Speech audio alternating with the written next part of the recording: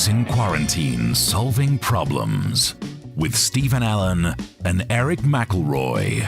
Starting soon. Starting soon. In a minute. 1 minute. Well, maybe a bit longer than a minute, but soon. Soon.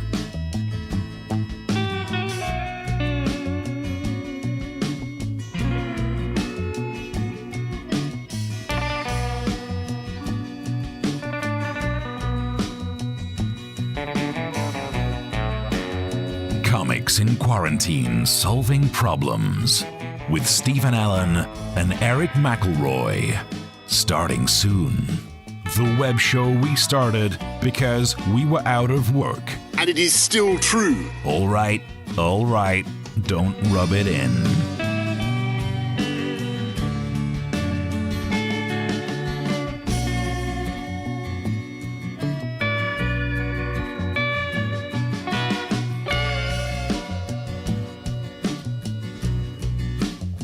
Comics in Quarantine Solving Problems with Stephen Allen and Eric McElroy. Starting soon. Using their expertise to solve problems. You're going to have to use medical doctors with. Nope, just two comedians talking rubbish out of their face holes.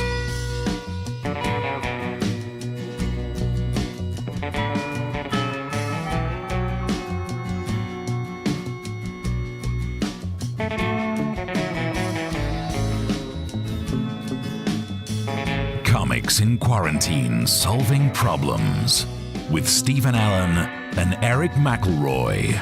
Starting soon.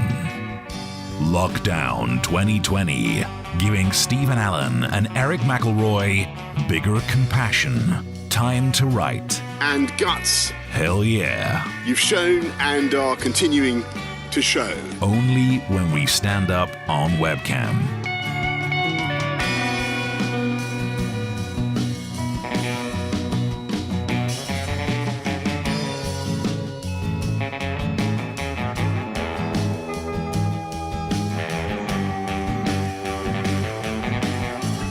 Comics in Quarantine Solving Problems with Stephen Allen and Eric McElroy. Starting soon. Sounds interesting. Thank you.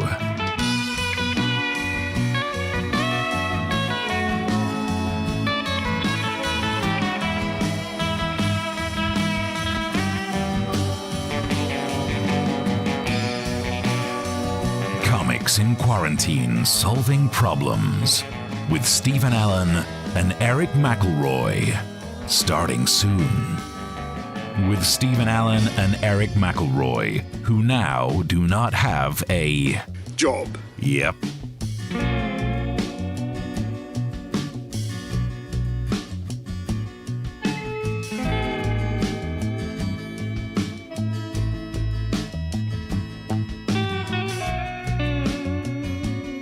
Comics in Quarantine Solving Problems with Stephen Allen and Eric McElroy. Starting soon. Talking news and taking the mickey out of politicians. In particular, the first Secretary of State, Dominic Raab. Yep, definitely him.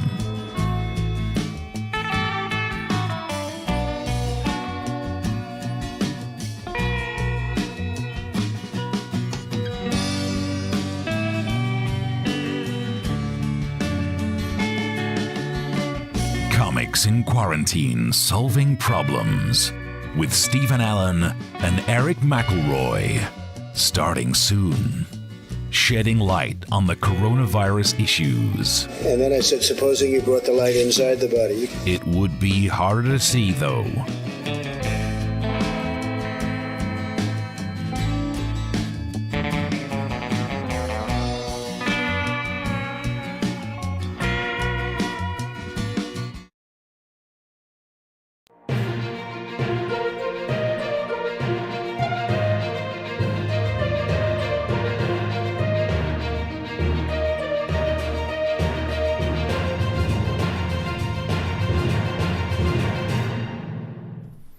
Hello and welcome to Comics in Quarantine Solving Problems. I'm Stephen Allen.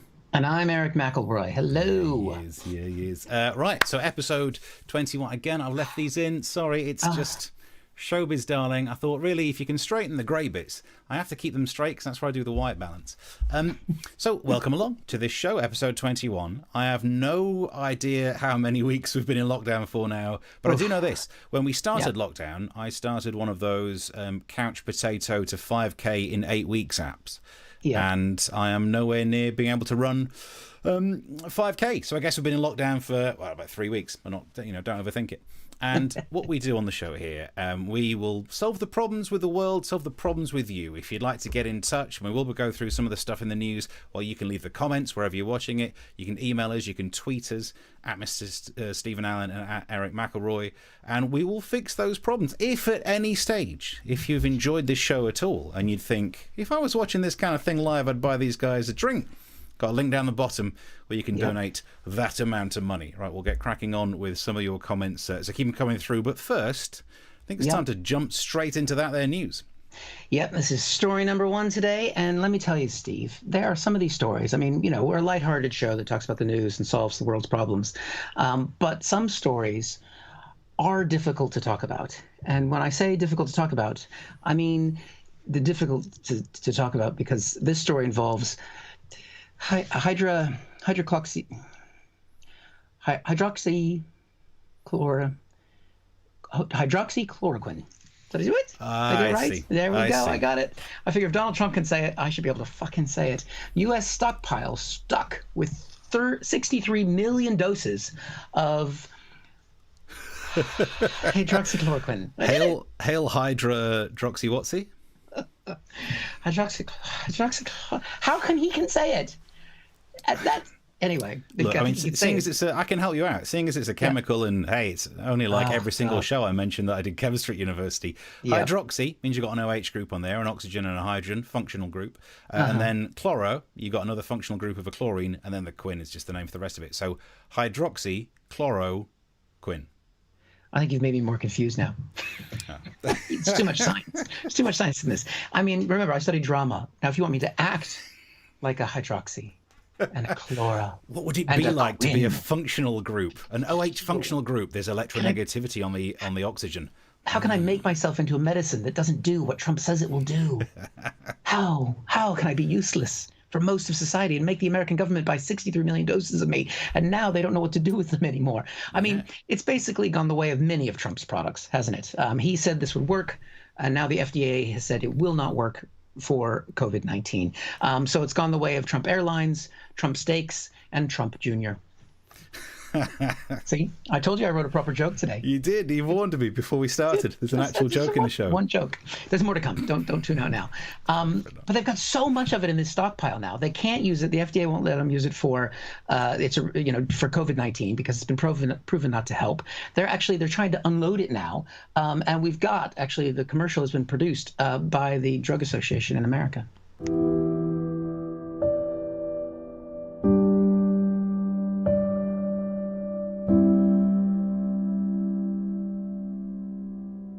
I happen to be taking it.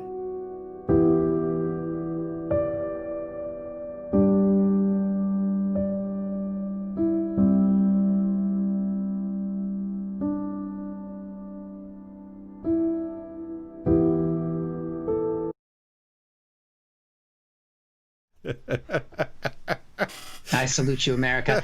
Now, we all need to do our part here, Steve. I know you're not American, but you should. I mean, I've ordered mine. I got my I got it there. See, it's there. Yeah. It's there. It's safe to use. Totally safe to use for anything you want it to. It's totally safe. But the thing is, right? You can't take it for COVID-19. They know that. But I was thinking, 63 million doses. What can you use it for? You can use it as a paperweight. Doorstop works as a doorstop. Yeah. You can wash it out and put bleach in it, and then drink the bleach. Yeah.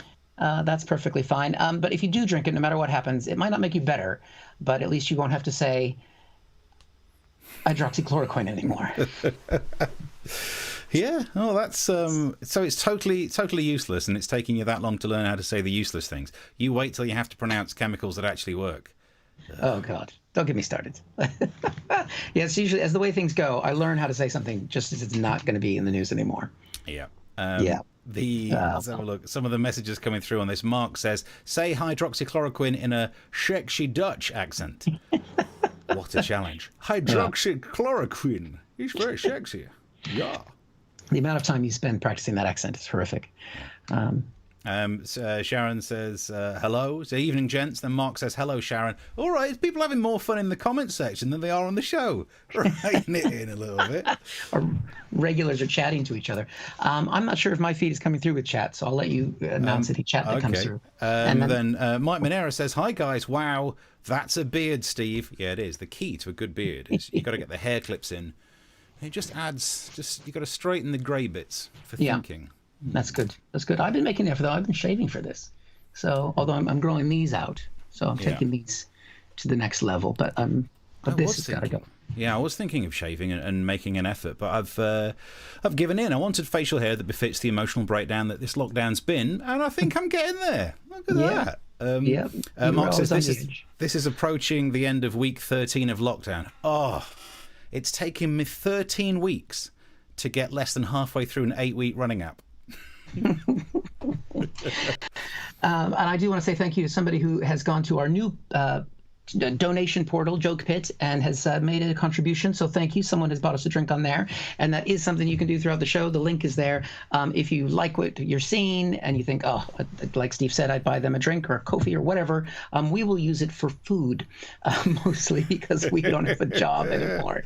And this is how we make money, because this is a Thursday. We normally be out there in a pub. Can't happen. Maybe taking a train, not likely to happen, and in a venue performing to live audiences, which is not happening. So anything you can throw our way is much appreciated and keeps us having hope. But speaking of working at home, look, a lot of us have been working at home. I've certainly, before the facial hair, we filmed the MASH report from home, and many people said it worked. And now a lot of TV is going to be based at home, which might not be great for some of it, because, well, this was in the news this week. Sir David Attenborough forced to film new BBC series from his home due to coronavirus. That means that Sir David Attenborough won't be wearing anything on the lower half. I don't want to give too much away, but all of those news desk scenes that you might have watched on the MASH report only wore the stuff on the top of the upper half. Mainly because I was also comfort eating and the trousers didn't fit. But I would have done that anyway. Working from home, I think, is okay for us because we were just doing silly jokes. But if you're Sir David Attenborough, your show is a bit more important, isn't it? You watch Blue Planet and all the rest of them. They're about some animals that you don't normally get to see. If he can't leave the house, I'm sorry to say it, BBC, big fan of your work and all that, but the next series that Sir David Attenborough does is going to be borderline terrible. If he has to film it based on the animals in his own house, would you watch this? Nature is filled with majesty and beauty. Like this, a house fly. It came in through an open window and will now spend most of the day flying in circles in the middle of the room, ignoring the open window and the fresh turd I just did for it in the corner. Here we see a garden snail. Normally, I'd be reaching for the salt, but right now, I'm bloody desperate for the footage. This is a pile of sugar. I'm waiting for the ants to take the bloody clue. Nature is everywhere, but sadly not that much of it is right here.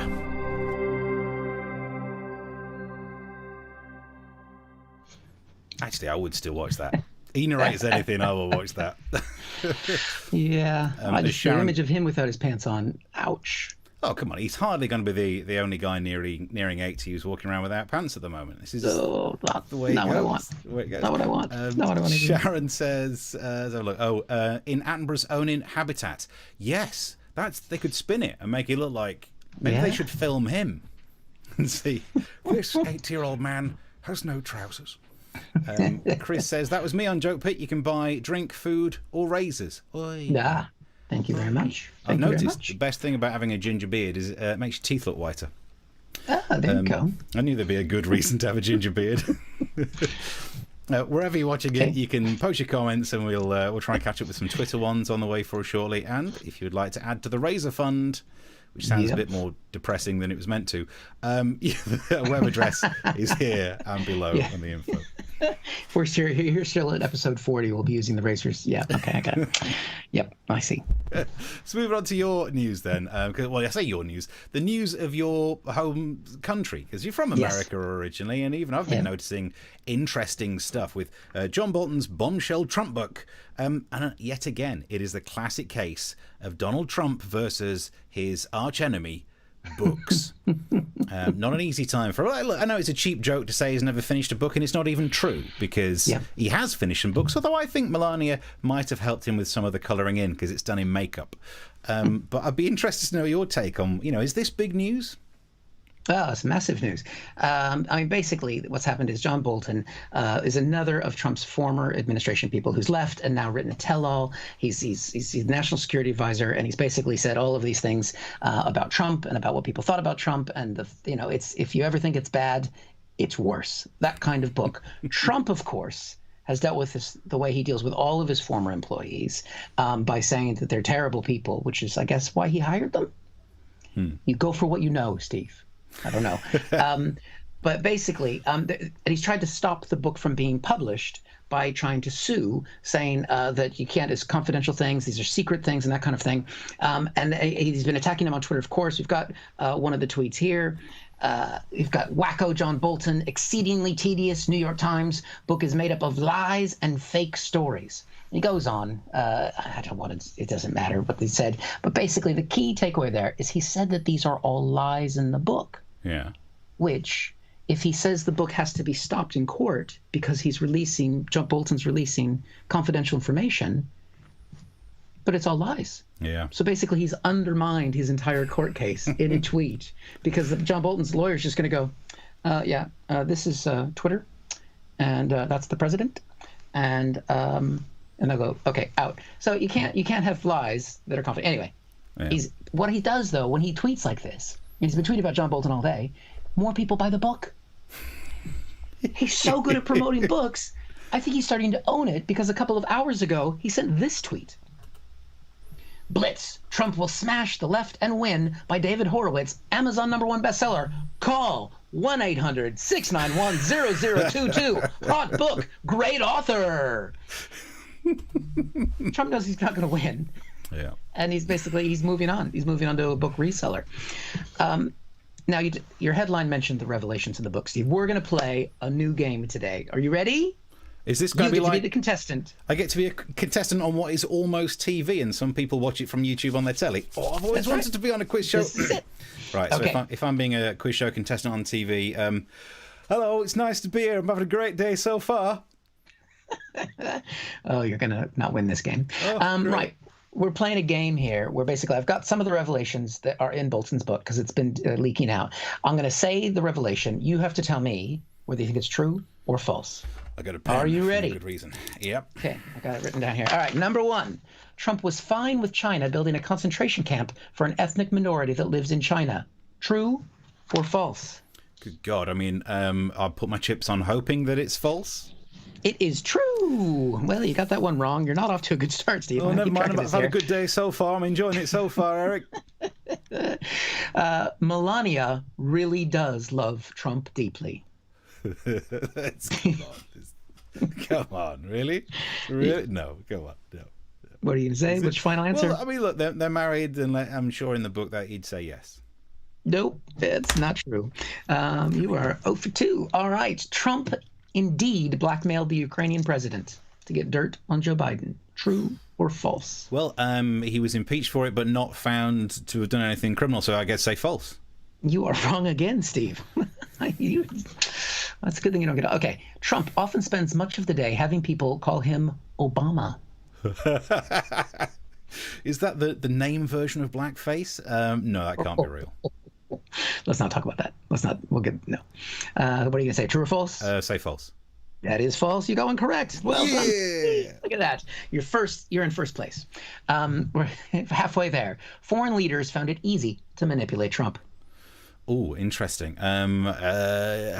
Let's say true because of Wii tapes. That is true, except for Boris Johnson. A toddler would find Trump easy to manipulate. It's surely true. Yeah, I bet John said that. That is true. Again, except Boris Johnson.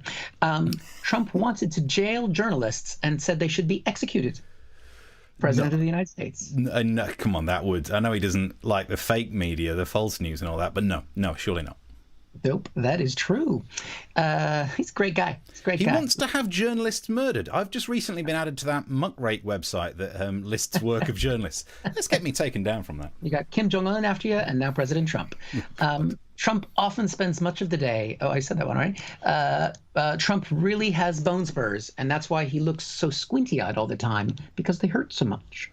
Wow, interesting. I reckon, he does have bone spurs, as we saw him walk down the ramp in last show, yeah. Well, it's false. It's not in the book. And the final one, John Bolton knew all of this the entire time, refused to testify in the impeachment trial, and should just fuck off. True. There you go. I think you won, Stephen. And you get a copy of John Bolton's book. Oh, great. Because I've been needing something to stand the webcam on to make it look even higher. Oh, it's great to be. I've had a lovely time. And as Darren's already tweeted, a picture from Bullseye.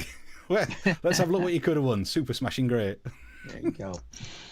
Yes, keep your comments coming in, and if you got any problems you want to throw our way, and also feel free to buy us a drink on Joke Pit. The link is there. It's in the description, or should be in most of the platforms where you're watching us. Also, if you want to subscribe to our YouTube channel, please do that as well, because we have very tiny egos, and every little subscriber, we text each other. It's up. It's gone up. Did you see the new one? There's a new one there. And if you do watch it on YouTube, I've realised myself, you can just, like, the app on your phone asks you if you want to watch it on the telly. So if you want to watch it on the telly, it's the easiest. I thought it'd be really difficult. It's the easiest thing. Before we move on to the next thing, loads of comments to try and get through. Colin says, is it wrong that I can't watch Pinocchio without seeing John Bolton as Geppetto? Nice. Angel says, I love the Olympia beer sign behind you. They all love your beer sign, Eric. Look at that. Classic. He could have flogged loads of those. I've been trying to flog my books that are on my one. No one's buying these. These things ain't shifting. Darren says, just call it HDC. We'll know what you mean. I don't know which bit that was about, and I don't know what you mean. Probably just got myself in trouble. HDC. The hydroxychloroquine. Darren, HDQ. He's given us help, and you're actually HCQ, hydroxychloroquine. Yep. Sweet Mother of Mercy Trump, says Sharon. Yeah, afraid so. He does need somewhere to store his toilet paper. I don't know whether we're talking about you in your room or Trump. And I've still got a roll of toilet paper here every episode. Never work without it. They say never work with animals and children. Never work without toilet paper. This is actually a green screen. I'm on the toilet right now. Chris wanted to know, do I win a speedboat if I won? We'll find out if I get a speedboat. And Mark says he lives in Stevenage, nowhere near water, guaranteed. I've moved from Stevenage, if you were talking about me. Ooh. I'm out of there these days. I'm actually a lot nearer water. I was going to talk about that today because there was a police training. I live near a police training area in Kent, and there was police training as I went for a run today past it. So they were shouting and shooting as they were doing their training exercises. This is not the time for there to be shouting and shooting. I nearly followed through. Anyway, more of your comments still to come. You can keep them, keep the messages coming through. But let's move on to a bit of entertainment news that I wanted to do. Gwyneth Paltrow has famously made a candle that was in all the newspapers because it was a bit controversial. She was interviewed about this on The Tonight Show in America, Jimmy Fallon, and I've got a few clips from the interview. He was asking about the name of the original candle. She said, What is it called again? It's called This Smells Like My Vagina. She says that like a posh woman who's about to send a salad back in a restaurant. It's bizarre. He was saying that it was so popular, and it was in all the newspapers. She got all the free press. It was very popular, and as Jimmy Fallon pointed out, it sold out. But the name of it's back in stock. You can buy it now if you want. Always working. Less demand for your vagina these days. Happens to us all. And I've got to admit, it is genius marketing because. How would we know if it smells like her vagina? I mean, it's one of those where, prove me wrong. There's only really Chris Martin who could go, no. And everyone else, we're just going to take your word for it. Still, 70 quid, because that's what it was selling for, 70 quid. It's a lot of money for that when you could just, I don't know, make your own, burn a candle and leave a honey glazed ham out the fridge. I don't know. And no one needs it. No one has ever been sat in a room thinking, do you know this needs? This would be better if it smells like Gwyneth Paltrow's foof. No one ever needs that. In fact, I would go as far as to say the only person who needs anything that smells like Gwyneth Paltrow's vagina is someone who's trying to break into a house and sneak past her guard dogs, because that's the only place that dogs really sniff you. And they'd be like, yeah, it checks out. But it turns out she's got a new candle that she realises if you name things provocatively, it will get people like me talking about it, newspapers talking about it. So, the new one. And we have a new one called... What is it called? I've got a screenshot of it. This smells like my orgasm. Again, brilliant marketing, because what can we do to question her? It's even better than the last one, because not only a few of us actually witnessed hers, but if someone ever says, I mean, that don't make any sense. I don't know what an orgasm smells like. You're going to get ripped down the pub like, I feel sorry for your missus. So you can't question it, and it is great advertising. And she knows what she's doing when it comes to promotional work, because in the interview she also showed us the box that it comes in. And the box has fireworks. Fireworks, or to quote Jimmy Carr, does it look like a plasterer's radio? It is splattered. She's invented a bukkake box for her. Yeah. It's disgraceful. It's disgusting. And I want in on this, because I think it's time to make some money on this show. So if she can do this, and I think it's about 70 quid again for this candle, This Smells Like My Orgasm, I thought what I'd do is bring out the Steve range for things that you could buy if you're interested. I don't think I'm nicking her idea too full on, because I don't want her to sue me. But I've come up with this candle, which, if you can see that, this smells like my ass cleft. Nice. And what it is basically is a candle with some Edam cheese. Because Edam smells like ass. Why does no one talk about this? Or my ass smells like Edam. I'm not sure which way around that logic makes sense. Also, if you're interested in other items, this one's slightly... this smells like the inside of your nose. Nice. Okay. Because prove me wrong. Can't sue me for it, and it's not too much like a Gwyneth idea, so I don't think she'll sue me for it. If you're interested in some items of attire, you could buy these socks. This smells like wank. I don't really know what that'd smell like, but it's kind of good times. You've got a teenage son in your life you need to buy something for. I don't think she can sue me for that. And finally, I'm bringing out a food range as well. This salmon steak with This Smells Like Gwyneth Paltrow's candle. Maybe she will sue me for that one. We might have to take that one down off the website. Okay. But you're up to date, and if you'd like to buy any of those items, just donate some money. at jokepit.com. If you donate enough, Steve will send you all of the things that he showed you just there. You can have all of those things. Not this one, because oddly enough, this is going to be my dinner tonight, and it was just... I was going to use a tin of sardines, but I thought, I've got some salmon in. It's just a higher class joke. So many jokes I'm not going to say about that. I mean, the thing is, that's catchy. So if you get that as a gift, and someone gives you a gift that says, this is what my orgasm smells like. But does that mean mine as in my orgasm that I'm giving you?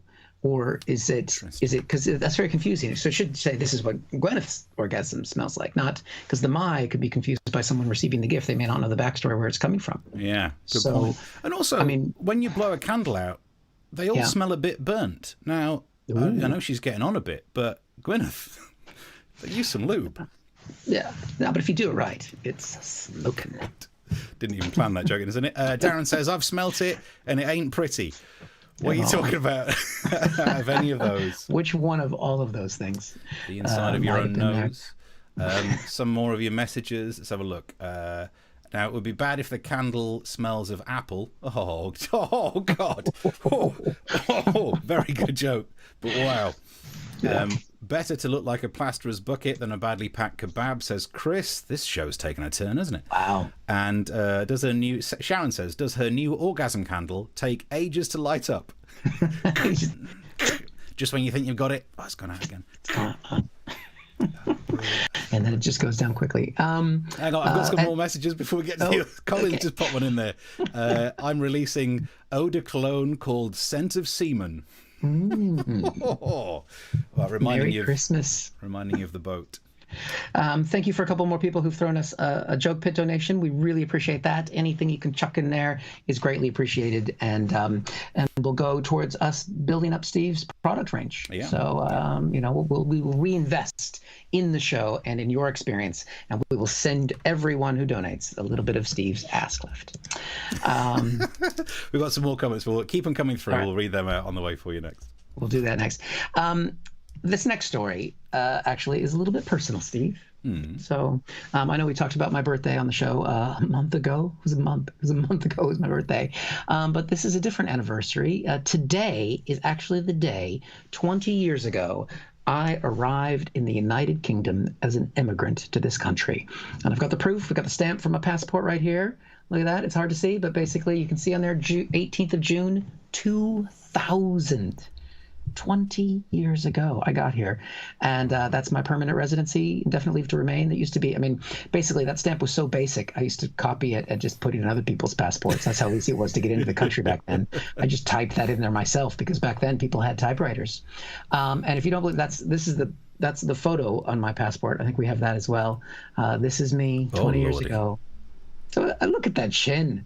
Look at that chin. It's just so strong, and just now it's morphed. I've got, oh God, where did that chin go? It's unfortunate because I used to wear glasses that looked like that as well, and no one told us at the time that we were all wearing glasses that made us look like serial killers. You can't even wear glasses in a passport photo anymore. That's how much has changed since that time. So yeah, take it down. I can't resist. Oh, beautiful. Look at the comparison. Hang on, let's go full screen, Eric, to. Oh God, it's not. Get kind of. Look at that. I've never seen someone hold their stomach in so much their chin went tighter. The wowzers. Oh, those were the days. I still got the hair though. 20 years. It's, you get reflective when I think you pass milestones like that. I remember what I did that day. I went to the pub, which you can't do anymore. And I remember going on the train, which you really shouldn't do anymore. And I remember seeing people go to Royal Ascot for the first time, not knowing what the fuck that was. Like, what is it? Are people really that posh here? Is this what life is like? Do I need to buy a hat? What's going on? This is how long ago it was. Look at 18th June 2000. There was no 9/11 yet. That was not a thing. There was no Twitter. There was no Facebook. AOL was the biggest media company in the world. Do you remember AOL? Did they have AOL here? Yeah, I remember. Yeah. I love seeing people with an AOL email address because it just means that they've not changed. Yeah. Yeah. There was no double chin. Bill Clinton was president. And people liked Tony Blair. Oh, those are the days. And I've gotten married and had 2 kids and a dog. But other than that, life is exactly the same. Brilliant. So, yeah, nothing's changed. So, thank you very much, now, UK. Now that you've lived here for so long, and there you go, you're a proper Brit now. With a bit of tea in there. You have milk in your tea? No. Okay, not quite fully there yet then. Some more of your messages. Peggy says, I'll send you some whitening strips. Ouch. And then Alan says, very cold, Peggy. Yeah, Alan, backing me up. Peggy, you're being so mean. You're meant to be nice to the people doing your web streams. You can keep your messages going through on any of the topics that we've talked about. We don't have long left. I realise we've technically got a minute left. We're getting close to the end of the show. And in the last few minutes, if you want to chuck us something, maybe just a little gift for being here for 20 years. I'm not paid any taxes, so I shouldn't mention that now, I suppose. I'm definitely not paying taxes now, that's for sure. But if we don't have any more media, I think we have our final. Do we have a final story? Yeah, actually, yes. It's a mixture of stories. I want to do a roundup of the news stories because through the week, people have been messaging on Twitter at Mr. Stephen Allen, at Eric McElroy, and also there's an email address that you can track us down at. You know what it's like on the internet. Loads of people have sent loads of different news stories, so I thought I'd just kind of do a little roundup of the news stories. Loads of people commenting today about this one. Emmanuel Macron has been visiting us over here, and I think he flew in because if he would have got a ship and sailed over from Dover, I think Nigel Farage would have been there taking a picture of it. That's the joke to upset the right-wing people. But it says that Emmanuel Macron has bestowed France's highest award on the capital, on London. And we all know France's highest award is a shrug that's not quite as negative as normal. That one. There you go. Yeah, and that'll upset the left-wing people. Balance. That's what we aim for. Thank you to Dave Morris, who I see has just followed me on Twitter as well. But earlier on, he sent this story, the one everyone's been talking about, Dominic Raab. This is the issue about him saying he wouldn't take a knee with the Black Lives Matter campaign. For some reason, he said it was linked to Game of Thrones. Did he think no one has ever knelt down before Game of Thrones was written? What? But he has said that the only two people that he would take a knee for are the Queen and his wife, which, even if you ignore all the racial undertones of this, it means he must have a heck of a time trying to tie his shoelaces. No wonder he has to do all that karate stuff. Does that mean he's married to Boris Johnson? Does it? What? Because I'm saying he's taking a knee for Boris. Never mind. I think that's what I see. Yeah. Then there's Philip Brannan, who has sent this story through. Now, this is another American one for you. You'll know more than me, but The Bold and the Beautiful, it's like a soap opera thing, is it? Yep, daytime soap opera. Apparently they will start filming again, but they will be using blow-up sex dolls so that they can resume filming of the sex scenes, which I think it's great. It will be slightly off-putting during a love scene when you hear that skin versus plastic noise. Yep. But we should do the same over here with our soap operas. Because it'd be slightly different. I mean, in EastEnders, if you wanted to do a sex scene between Phil and Sharon, all you would need is 2 large potatoes. All right, Sharon, take your jacket off. Take your jacket off! If anyone has made a donation, I can do refunds. I did a joke. Just refunds. Refunds are available. I'm sorry. And also, Chris says, sex doll. Yep. And then also my other half sent a story to us. I'm not sure if there was a hint in this, but she sent this saying the news story of Vienna police fine a man €500 for massive intestinal wind. He broke the wind. And intestinal wind. It's quite a big fine for popping off. The police approached him. He broke some wind. Apparently, he was let go. Wait a minute. He let one go. Easy mistake to make. That's how childish I am today. But speaking of being childish, I read further into the story, and because obviously people will be worried, thinking, "Am I going to get fined for breaking wind?" Yeah. And the city police in Vienna said, of course, no one will be reported for accidentally letting one go once. Good. Because you do not want to end up in prison for breaking wind. What are you in here for? Loose sphincter. Oh, God. But also, I read further on, and it says that the man rose from the park bench, looked at the officer, and apparently intentionally released a massive intestinal wind in the immediate vicinity of the officers. Well, look, I question the word intentional on that. Intentionally. How do you know? Because he might have been nervous by being approached by the police. I know when I'm nervous, I pop off slightly more frequently. Also, there's a coronavirus epidemic going off. One of the symptoms is a cough, and we all know if you cough, sometimes it's Newton's third law, equal and opposite reactions. You end up breaking some wind. So I'm not sure. I think it might have been accidental. To find out more, I'm joined by the Austrian on the line now. Thank you very much for joining us. So what do you have to say for yourself?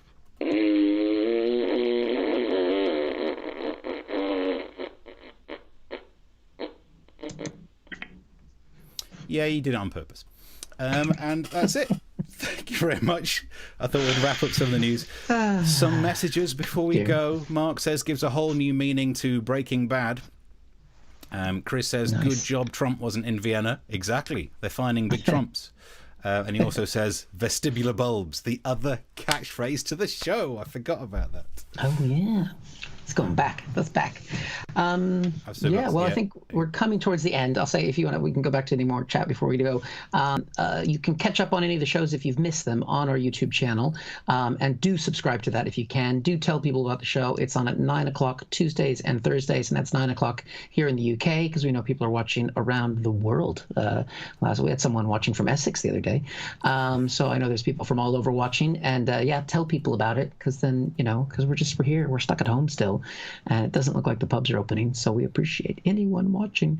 Just hit us up on the Joke Pit fan page. You can put comments on there as well if you the show, that's appreciated as well. Not just donations. We will take your kind words too. Anything. You see how desperate we are. Yeah. And yeah, I think anything else, Steve? Yeah, I got some more messages. Okay. Just because someone sent a mean one about me earlier on when I was saying the ginger beard makes your teeth look whiter. Heather says, well, she says, why Eric? Or, depending on tone, why Eric? Just thought I had that one in. Colin says, God, I thought it was Rosemary West on the photo. Come on, where's your picture of... There it is. Oh, my God. I mean, do I look 20 years older? Don't answer that. Don't answer that. I think we're up to date with the messages. Keep them coming through.